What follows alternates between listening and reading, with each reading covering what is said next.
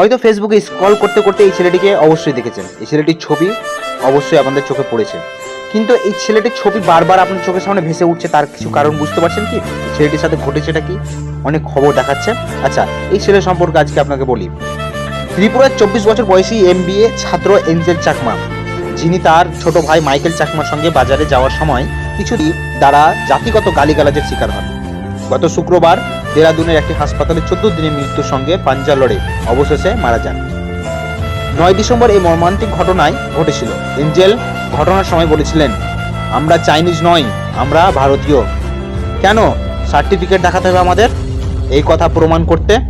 মন্তব্যের পরেই অভিযুক্তরা তাদের ওপর হামলা চালায়। ঘটনাটি শুরু হয়েছিল সাধারণ বাজারে সফর হিসাবে, যখন এঞ্জেল ও মাইকেল সেলাকুই এলাকায় এক স্থানীয় বাজারে গিয়েছিলেন।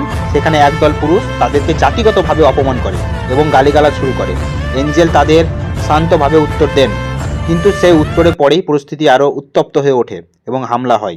এঞ্জেলের বন্ধুদের মতে এঞ্জেল ছিল খুব শান্ত ও বুদ্ধিপ্রতিম, কিন্তু সেই পরিস্থিতিতে তিনি নিজের পরিচয় দিয়ে দৃঢ়ভাবে দাঁড়িয়েছিলেন।